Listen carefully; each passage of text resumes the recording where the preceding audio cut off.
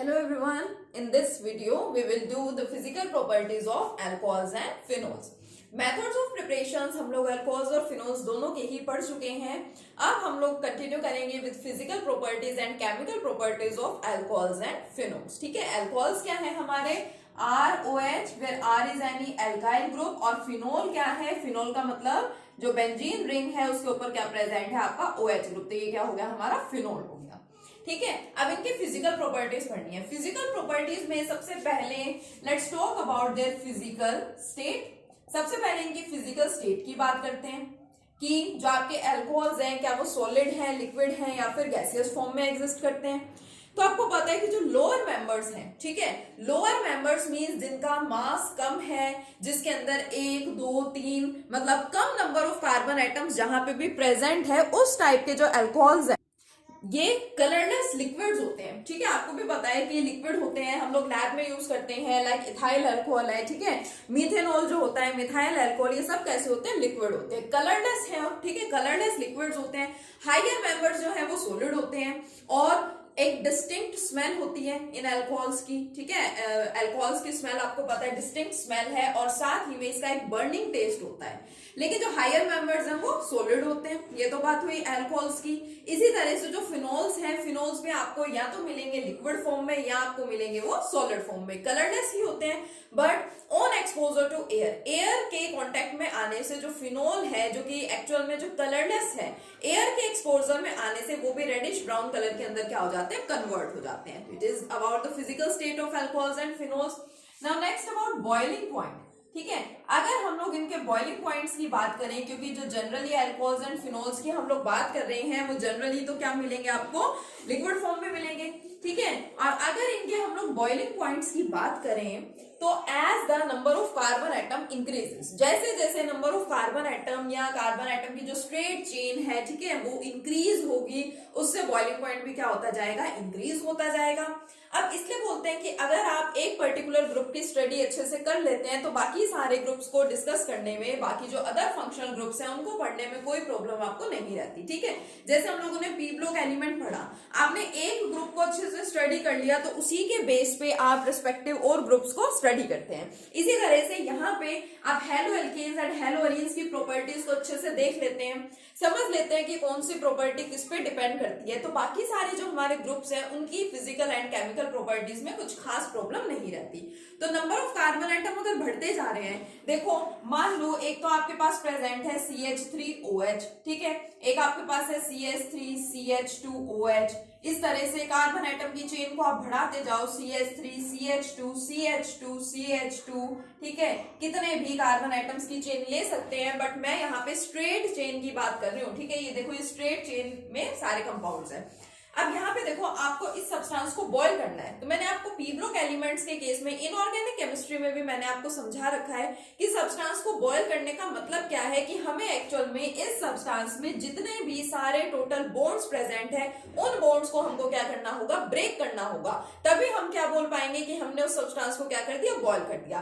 तो देखो यहाँ पे कौन प्रेजेंट है, यहाँ पे एक कार्बन है, एक कार्बन के साथ 3 हाइड्रोजन अटैच्ड है, इन्होंने ऐसे सिंगल बॉन्ड बना रखा है. कार्बन के साथ 3 हाइड्रोजन है और एक क्या है आपका हाइड्रोक्सिल ग्रुप OH ग्रुप है.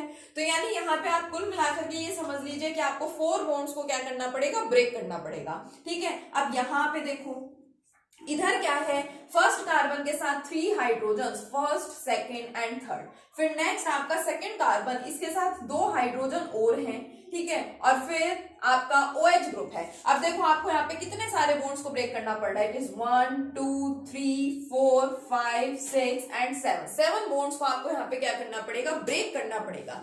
कम बॉन्ड्स को आप ब्रेक करना चाहते हैं तो थोड़ा सा टेम्परेचर प्रोवाइड करो, बॉन्ड्स क्या हो जाएंगे, ब्रेक हो जाएंगे. ज्यादा बॉन्ड्स को आपको ब्रेक करना है तो आपको थोड़ा सा टेम्परेचर और बढ़ाना पड़ेगा. इट मींस आप क्या कर रहे हैं वहां पे, you are increasing the boiling point. So as the number of carbon atom increases so the boiling point increases. But अगर हम लोग अल्कोहल्स एंड फिनोल्स के बॉइलिंग पॉइंट को कंपेयर करें विद हेलो एल्केन्स, या तो हम उनको हेलो एल्केन्स, ठीक है, या फिर सिंपली जो हमारे हाइड्रोकार्बन्स की बात कर लें, मींस हमारे एल्केन्स है, एल्कीन्स है एंड एल्काइन्स है. अगर इनके हम लोग बॉइलिंग पॉइंट्स को कंपेयर करें तो अल्कोहल्स एंड फिनोल्स के बॉइलिंग पॉइंट्स हमारे haloalkanes, haloarenes and hydrocarbon इनसे ज्यादा होते हैं। क्यों?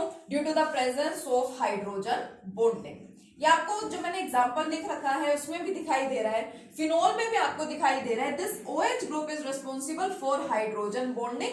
यहाँ पे क्या होती है? हाइड्रोजन बॉन्डिंग भी है, ठीक है। अब हाइड्रोजन बॉन्ड है तो एक तो आप क्या कर रहे हैं, सिंपली सारे बॉन्ड्स को ब्रेक कर रहे हैं, और इसके साथ में आपको एक एडिशनल हाइड्रोजन बॉन्ड को भी ब्रेक करना पड़ रहा है, जो कि इन केसेस में प्रेजेंट नहीं था, ठीक है। यहाँ पे हाइड्रोजन बॉन्ड है, तो जहां हाइड्रोजन बॉन्ड है उसको ब्रेक करने के लिए भी आपको एक्स्ट्रा टेम्परेचर प्रोवाइड करना पड़ेगा। इट मींस बॉइलिंग पॉइंट्स क्या है? ज्यादा है। अब देखो ये बड़ी चेन आपको दिखाई दे रही है, मींस ऑब्वियसली यहाँ पे सरफेस एरिया भी ज्यादा है। सरफेस एरिया ज्यादा होगा तो बॉइलिंग पॉइंट भी ज्यादा होगा। लेकिन जब ब्रांचिंग बढ़ती जाएगी, अगर अभी तो मैंने एन टाइप के सब्सटेंसेस बनाए हैं, मैंने आपको समझा रखा है एन ब्यूटेन क्या है, एन प्रोपेन क्या है, ठीक है। इसी तरह से ये आपका n methyl alcohol, n propyl alcohol, ठीक है, एन ब्यूटाइल अल्कोहल, इसी तरह से आपके आइसो एंड टर्सरी सेकेंडरी ये वाले प्रोडक्ट्स भी होते हैं। तो उनके अंदर क्या होता है? ब्रांचिंग बढ़ जाती है। ब्रांचिंग बढ़ने की वजह से सरफेस एरिया वहां पे रिड्यूस हो जाता है, कम हो जाता है, और जब सरफेस एरिया घटेगा तो बॉइलिंग पॉइंट भी क्या हो जाएगा? डिक्रीज हो जाएगा। तो पहला पॉइंट तो ध्यान रखें कि जो हमारे ये अल्कोहल्स हैं एंड फिनोल्स हैं, इनके बॉइलिंग पॉइंट आपको हमारे सिंपल हाइड्रोकार्बन से, हेलो एल्केन से, हेलो अरीन से, ईथर्स से, इनफैक्ट इनसे क्या मिलेंगे? ज्यादा मिलेंगे। क्यों? Due to the presence of hydrogen bonding in alcohols and phenols. Alcohol और फिनोल में क्या है? हाइड्रोजन बॉन्डिंग वहां पे एग्जिस्ट करती है। सेकेंड पॉइंट, ब्रांचिंग के साथ जैसे जैसे ब्रांचिंग बढ़ती जाएगी, सरफेस एरिया कम होता जाएगा और बॉइलिंग पॉइंट भी वहां पे क्या हो जाएगा? डिक्रीज हो जाएगा। अब देखिए मैं दो सिंपल से एग्जांपल आपके सामने कंसिडर कर रही हूँ, ठीक है। आपकी बुक का ही एग्जांपल है, एनसीईआरटी का। मेरे पास एक तो है ethanol and I have propane. Ethanol और प्रोपेन दोनों के जो मासेस हैं वो ऑलमोस्ट कंपेरेबल होते हैं, क्योंकि हम लोग ये भी बोलते हैं कि जो बॉइलिंग पॉइंट है वो मास पे भी डिपेंड करते हैं, है ना। तो इथेनॉल एंड प्रोपेन जो है उन दोनों के ही उन दोनों के ही जो मासेस हैं वो ऑलमोस्ट कंपेरेबल हैं। बट ये आपका एक अल्कोहल है और ये आपका एक हाइड्रोकार्बन है। उसके बावजूद भी सेम या कंपेरेबल जो मोलर मासेस हैं उनके होने के बावजूद भी जो आपका इथेनॉल है इसका बॉइलिंग पॉइंट ज्यादा होता है as compare to the propane. Why? Due to the presence of the hydrogen bonding. Hydrogen bonding की वजह से बॉइलिंग पॉइंट्स क्या हो जाएंगे? वहां पे बढ़ जाएंगे। तो इंपॉर्टेंट है, इससे रिलेटेड क्वेश्चन बहुत बार पूछे जाते हैं एग्जाम में, ठीक है। बॉइलिंग पॉइंट्स को अरेंज करवाया जाता है, तो ये आपको अच्छे से ध्यान देना है, ठीक है। Now next property, next physical property is their solubility. अब अगर बात करें इनकी सोल्यूबिलिटी की, so our alcohols and phenols are soluble in water. जो अल्कोहल और फिनोल है ये वाटर में सोल्यूबल होते हैं। क्यों है soluble? The same reason, due to hydrogen bonding. Alcohols and phenols में क्या एग्जिस्ट कर रही है? हाइड्रोजन बॉन्डिंग एग्जिस्ट कर रही है, और उसकी वजह से these are soluble in water. Water के साथ हाइड्रोजन बॉन्ड बना लेते हैं हमारे अल्कोहल्स एंड फिनोल्स, इस वजह से these are soluble in water. But यहाँ पे जो सोल्यूबिलिटी है, the solubility decreases with increase in number of the carbon atom. जो सोल्यूबिलिटी है it decreases with increase in number of carbon atoms.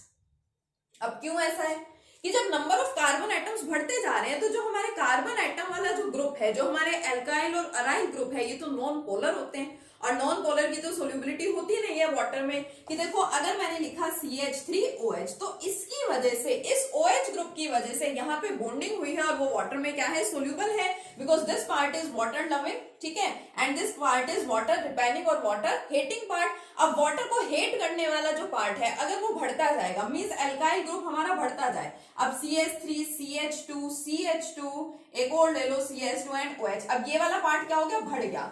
अब जो पार्ट वाटर को रिपेल करता है, वाटर को हेट करता है, वो क्या हो रहा है? वो इंक्रीज हो रहा है, उसका साइज बढ़ता जा रहा है। तो ये इंक्रीज क्या करता है? सोल्यूबिलिटी अल्कोहल्स और फिनोल्स की जो वाटर में है उसको डिक्रीज कर देता है, ठीक है। तो ये बॉइलिंग पॉइंट्स और जो सोल्यूबिलिटी है ये काफी इंपॉर्टेंट कंसेप्ट है, इसके आपको ध्यान रखना है। तो ये बात हो गई फिजिकल प्रॉपर्टीज की।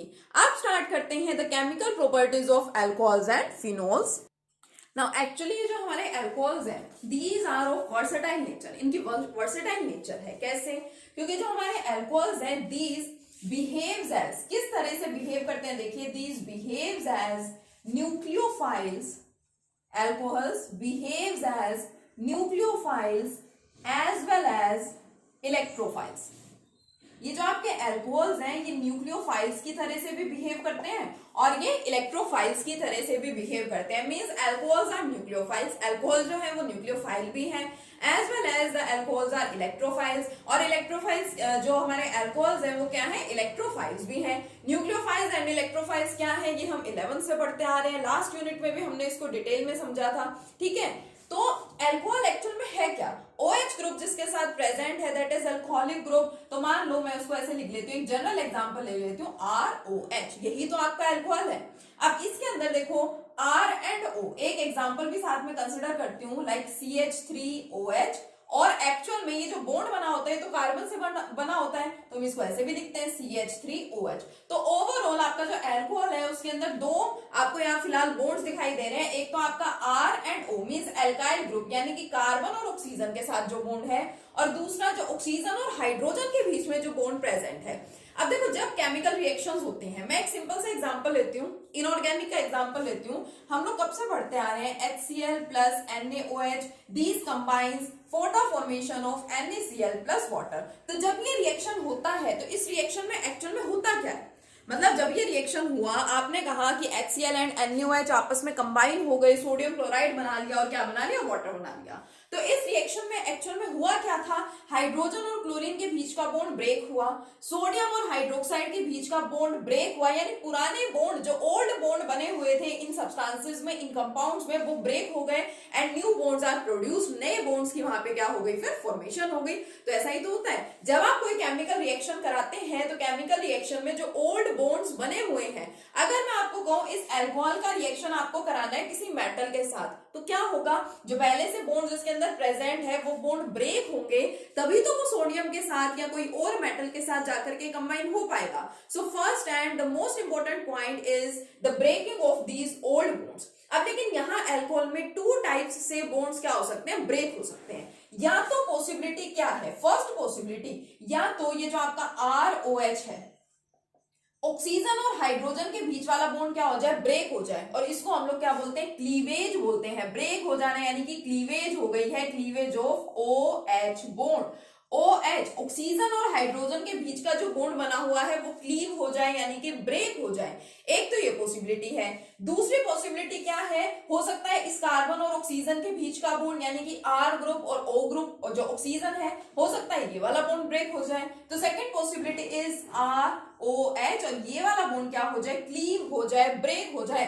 So second possibility is the cleavage of RO। ठीक है, बुक्स में इसको ऐसे लिख देते हैं CO, क्योंकि आफ्टर ऑल जो हमारा एल्काइल ग्रुप है उसमें क्या है, उसमें कार्बन एटम्स ये तो होंगे, तो कार्बन ऑक्सीजन बॉन्ड, ये वाला बॉन्ड क्या हो जाए, ब्रेक हो जाए, जिसको हम लोग क्या बोलते हैं केमिस्ट्री की लैंग्वेज में, क्लीवेज हो जाना, टूट जाना, ब्रेक हो जाना, क्लीव हो गया बॉन्ड। ठीक है, अब देखो अगर ये वाला बॉन्ड हमारा ब्रेक हुआ, ऑक्सीजन और हाइड्रोजन के बीच का बॉन्ड अगर ब्रेक हो गया, तो आपको पता है हाइड्रोजन के ऊपर तो कैसा चार्ज होता है, पॉजिटिव चार्ज, पॉजिटिव चार्ज तो अलग हो जाएगा, और जो हमारा RO हमारा जो एल्कोक्साइड ग्रुप होता है, ठीक है, ये जो बचा है इसके ऊपर कैसा चार्ज होता है, इसके ऊपर तो नेगेटिव चार्ज आ जाएगा। मींस हमारा एल्कोहल इस केस में कैसे बिहेव करेगा, बिहेव एज न्यूक्लियोफाइल, न्यूक्लियोफाइल की तरह से हमारे अल्कोहल इस केस में बिहेव करते हैं। क्यों, क्योंकि ऑक्सीजन और हाइड्रोजन के बीच का बॉन्ड हुआ ब्रेक, हाइड्रोजन अपना पॉजिटिव चार्ज लेकर के चला गया H पॉजिटिव, और जो बचा है उसमें नेगेटिव चार्ज है, negatively charge substances are the nucleophiles. तो इस केस में हमारे अल्कोहल्स बिहेव करेंगे एज न्यूक्लियोफाइल। और अगर ये वाला बॉन्ड क्लीव हुआ, ब्रेक हुआ, तो OH कंटेन्स नेगेटिव चार्ज, ये नेगेटिव पार्ट चला गया, किसको छोड़ के, क्या R के ऊपर पॉजिटिव पार्ट को। In this case the alcohols will, in this case the alcohol will behave as electrophiles। अब यहाँ पे alcohols किस तरह से behave करेंगे, as electrophiles। ठीक है, अब वो न्यूक्लियोफाइल की तरह से बिहेव कर रहे हैं तो किस किस टाइप के रिएक्शन शो कर सकते हैं, या इलेक्ट्रोफाइल की तरह से बिहेव कर रहे हैं तो किस किस टाइप के रिएक्शन शो कर सकते हैं। ठीक है, इन रिएक्शंस को हम लोग कंटिन्यू करेंगे अपनी नेक्स्ट वीडियो में। Okay, thank you.